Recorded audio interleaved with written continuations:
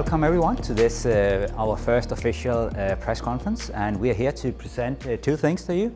First is a new flagship project. It's a partnership with the International Red Cross, the International Committee of Red Cross, and the other one is a developer program and a hackathon. But I'm here today with my co-founder Brian Gallagher, who's also a member of the foundation board, and myself, also a co-founder and member of the board. To begin with, I will give you a short introduction to what we are, what this project is all about, the Partisia blockchain, and what is the vision for what we're doing. And for that, I will just jump right into a slide that you know from elsewhere, the Web 3.0.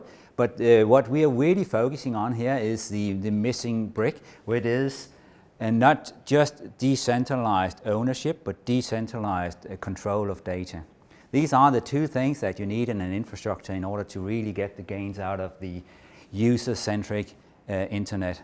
If you only have decentralized control of data, you don't really have control of your data, and for the most part you just need to look at the data and that's it. You don't need to own the data to get value out of that. So in the data-driven economy, which we are focusing on, you need decentralized control of data. And that's what we are building into blockchain. And we have been doing that for quite some time. So I just want to give a quick overview of the team behind this. So what we are doing is basically merging two types of distributed cryptography. The one is multi-party computation, also called MPC, and the other one is the more traditional blockchain with an immutable ledger and transparency. So complete privacy and transparency, combining these two, you have that ideal infrastructure. So the team goes back, and it's really is a story about both MPC and blockchain. So one of the co-founders was behind the Merkle-Damgård hash function, and he also did the first proof or theoretical result of MPC back in the late 80s. I came in the early 2000s and with a team that was focusing on bringing this into real life use. We did that for the first time in 2008, and then it sort of started to evolve step by step.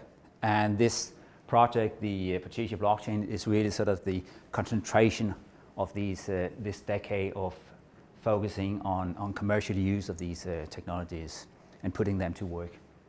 So that's a team, and that's what we're doing. That's the vision of the whole project.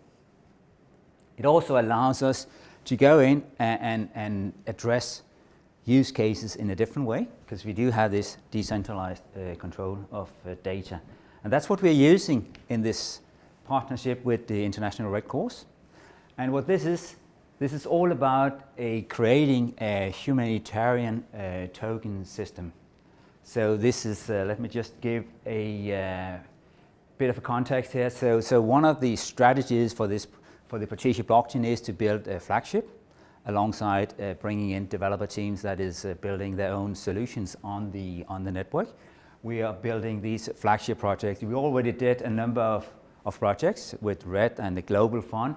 We are doing one on cyber peace with the Cyber Peace Institute on intelligence sharing in cyber crime, and we're doing this one on humanitarian token system. So it really adds to the existing flagship projects. So the challenge here is that we are focusing on crisis zones. We want to give humanitarian aid in terms of in the form of money to people in need. And the thing is that, so we go into countries that is in sort of a critical situation. So if you go and just give this money to the central administration in these countries, compared to giving the money directly to the people in need, the effect is actually 20 times as big if you can find the right people in need and give them the money directly. So that's the aim of all of this. But you can clearly already see here that this is a challenge. This is a bit of a challenge to do this the right way. So you can go that path going through the central administration, which was the least efficient way to do this, or you could distribute it directly to the people in need. So what people are doing for the most part is what is called cash and vouchers. So they distribute these cash and vouchers directly to the end users. So what we're doing here is to create a cryptographic alternative to this. So now we are not depositing money into this country or distributing the money directly. We are putting them into a banking account that is backing a crypto, a stable coin, and that coin is distributed to the users.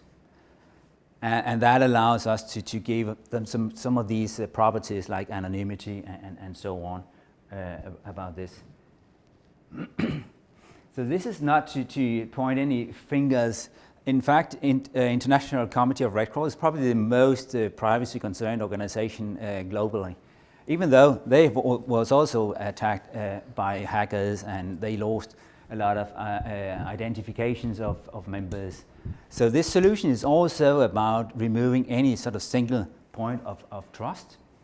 So what we do here is to use the MPC to have no single point of trust that is holding information about the people that the money is distributed to. So we do that by this distributing of trust among what is known as the international ICRC headquarters and the country offices, as well as the users. So that's really the task that we're dealing with. So this is some of the instruments that we're doing.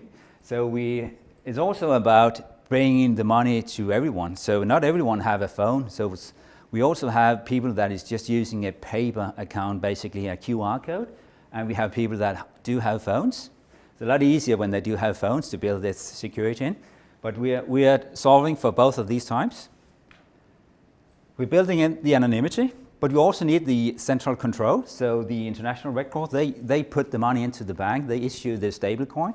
So they need to be in control of the issue of the tokens, but they should not know who's actually receiving the money. So you cannot go into, have a cyber breach into ICRC and get that information. The local office, they know who is going to receive the money, but they should not know the wallet that the money goes into. So we have full anonymity for the users. That's the requirements for this solution. So, and that's what we're building. So that gives us this balance between anonymity, but there's also transparency, which is also a requirement that you should actually be able to monitor how ICRC is using this system without knowing the recipients. And finally, since we're using the MPC, we can actually still do analytics, so we can also create insight into how this is actually used, who are the people that are getting the money, what is the spending pattern, what is the behavior in the system. So you can learn and improve the system. So it's a joint project which already started. We met for the first time 7 months ago, started to sort of scope out this work, and we now signed an agreement about developing this, what we call a minimum viable product, to basically go and sell the project, attract stakeholders across the full spectrum of stakeholders. And then we're doing an R&D track that is going to sort of look into ways to scale this and look at more advanced offering on privacy.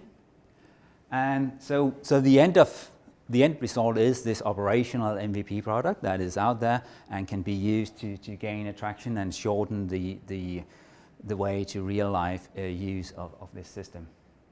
And we expect to be ready with this MVP product by the beginning of next year.